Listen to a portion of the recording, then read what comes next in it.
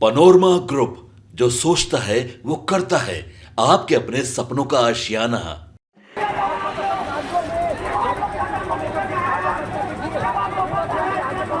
अभी लाठी चार्ज हुआ है, डर नहीं लग रहा है कि फिर से लाठी से नहीं, गोली बंदूक से डरने नहीं करेगा। भीम आर्मी का बच्चा डरने वाला नहीं है। हम लोग बाबा साहब का अनुयायी है।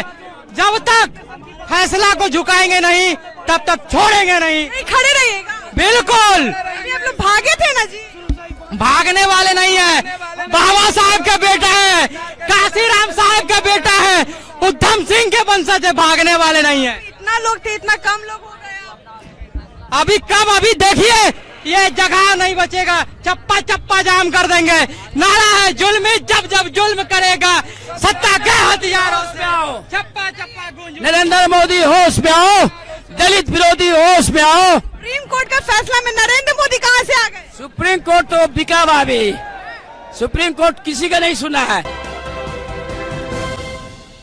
नमस्कार, स्वागत है आपका सीडी पोस्ट लाइव में। मैं हूं मुस्कान। आपको बता दें आज भारत बंद है और बिहार में भी आंदोलन हो रहा था जहां पे लाठी चार्ज हुआ और आधे लोग तो भाग ही गए। इस पर बातचीत करने के लिए हमारे साथ है राजद की सारिका पासवान। आप सुने होंगे, काफी फायर में जवाब देती हैं। आज उनसे भी बातचीत करते हैं और देखते हैं क्या कुछ कहती हैं। आज आंदोलन हो रहा था और लाठी चार्ज हुआ, कैसे देखती हैं इसको? देखिए, सुप्रीम कोर्ट का जो जजमेंट है जिसमें कि आरक्षण के अंदर ही एक आरक्षण यानी क्रीमी लेयर को चिन्हित करके आरक्षण के दायरे से बाहर करने का, ये सीधे सीधे आर्टिकल 341 का उल्लंघन है। बाबा साहेब भीमराव अंबेडकर ने आरक्षण का प्रावधान जो है सामाजिक रूप से संविधान में दिया था, जो मुझे लगता है यहाँ पे वो तोड़ा जा रहा है और ये कुठाराघात है आरक्षण पे। तो आज पूरे देश में भारत बंद का आह्वान किया गया था और राष्ट्रीय जनता दल ने भी इसे समर्थन दिया है और आज हम लोग भी सड़क पे उतरे हैं। और देखिए, आज संसद भवन में 131 अनुसूचित जाति और जनजाति के सांसद हैं।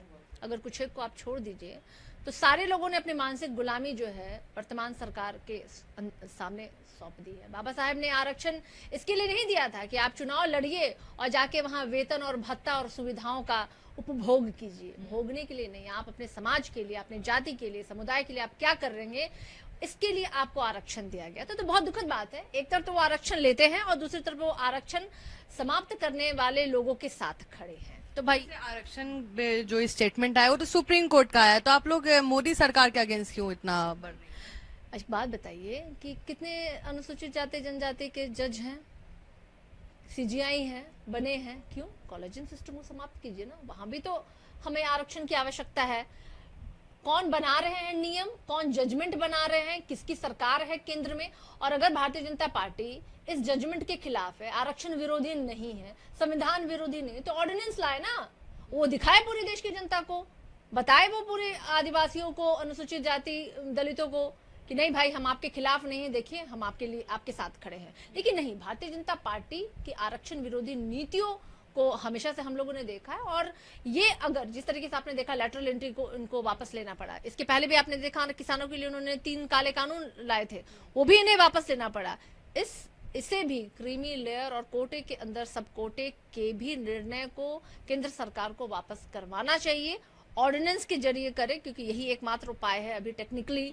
और अगर नहीं करती है तो निश्चित रूप से आंदोलन जो है ये आगे और चलेगी। बीजेपी कहती है कि जब आपके पक्ष में रहता है स्टेटमेंट या कुछ भी, तो आप लोग कहते हैं कि बहुत अच्छा है, जस्टिस मिल रहा है, और जैसे ही उल्टा होता है तो आप लोग बोल देते हैं कि सब बीजेपी करवा रहा है।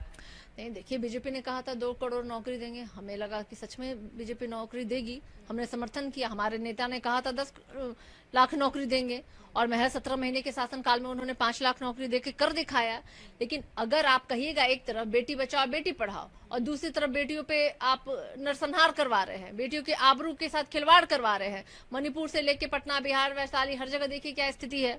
देशव्यापी जो महिलाओं पे, बेटियों पे, बेरोजगारों की जो स्थिति है, महंगाई की जो स्थिति है, कहाँ करते थे आप? लोकसभा चुनाव में तो आपने कहा था कि 500 रुपए में आप सिलेंडर मुहैया करवाएंगे लोगों को, हाँ, राम मंदिर के आप दर्शन करवाएंगे, देखिए क्या स्थिति हो गई राम। तो ऐसी नीतियों के खिलाफ हम हमेशा रहे हैं, जो भारतीय जनता पार्टी ने हमेशा लोगों को बरगलाया है, झूठा है, चुनावी जुमला के नाम पे उन्होंने ठगा है।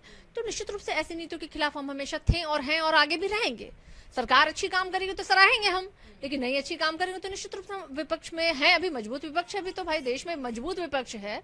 और यही कारण है कि आज लेटरल एंट्री जैसे मामले में आज सरकार को बैकफुट करना पड़ा है। और ये आरक्षण ऐसा मुद्दा है जिसपे कतई सामाजिक रूप से आरक्षण का प्रावधान है, कहीं से भी आर्थिक रूप नहीं रही है। और आज वो जातियां जो सदियों से 200,000 वर्षों से जो प्रताड़ित रही हैं, मुख्य धारा में नहीं रही हैं, आज आप उनको कहते हैं कि आज बराबर लाइन पे वो खड़े नहीं है और आप उनके आरक्षण को समाप्त करने की कोशिश कर रहे हैं। 2% ही मात्र देश में सरकारी नौकरियां हैं। जब से केंद्र में भाजपा की सरकार आई, उन्होंने तो संसाधनों को बेचने का काम किया। 98% प्राइवेट सेक्टर्स हैं, हमें आरक्षण वहां भी चाहिए। अगर बात होती है 90% जनसंख्या की, तो कौन है वो? दलित है, पिछड़े हैं, आदिवासी हैं, अल्पसंख्यक हैं। तो आखिर इनके अधिकारों की बात तो कोई करेगा ना। तो आज पूरे देश में अगर कोई है बात करने के लिए तो वो महागठबंधन की सरकार है, जो इन मुद्दों पे बात करती ही नहीं है, सड़क से लेकर सदन तक लड़ाई लड़। आप आंदोलन में गई थी? निश्चित रूप से मैं गई थी, बिल्कुल मैं गई थी। कहा जा रहा था कि राजद लाठीचार्ज के डर से भाग गए, फिर वापस नहीं आई।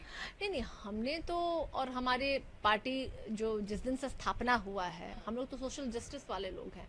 और सोशल जस्टिस और सामाजिक विचारधारा वाले लोग तो लाठी खा खा के अपने अधिकारों की बात करते हैं। हम लोग पूंजीपति तो नहीं ना है, BMW से हम लोग घूमने वाले बात करें, लालू जी पूंजीपति से कम है? नहीं नहीं, अरे भाई हम आपको क्या बोले कि 10% वाले लोग और महज पूरे देश में 2 और 3 ही लोग ऐसे ना, पूरे देश की संपत्ति उनके हाथों में है ऑन रिकॉर्ड। तो आखिर वो लोग जो भाई बड़े बड़े घराने, पूंजीपति घराने से है, बिजनेस घराने से, हम लोग वो नहीं है। हम लोग तो समाजवादी वाले लोग हैं। हमारी लड़ाई तो सड़क से लेकर सदन तक होती है। सदन में जब हमारे विधायकों को सदन से बाहर उठा के फेंक दिया जाता है, तो आप समझ लीजिए कि हमारी लड़ाई किस स्तर पे है। तो लाठी से हम लोग भागने वाले नहीं हैं। हम लोग तो लाठी खा करके अपनी आवाज को बुलंद करके रहेंगे। हम लोग मृत्यु सैया पे भी रहेंगे तो अपने समाज के लिए लड़ाई लड़ेंगे। आंदोलन कब तक चलेगा? ये आंदोलन तब तक चलेगा जब तक कि केंद्र सरकार ऑर्डिनेंस ला करके इस जजमेंट के खिलाफ जाकर के ऑर्डिनेंस नहीं लाती है।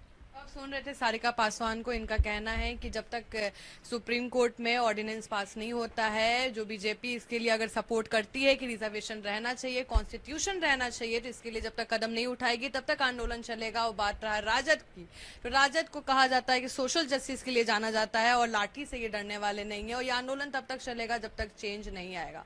इस खबर में फिलहाल इतना ही। आगे की खबरों के लिए बने रहे हमारे साथ। धन्यवाद।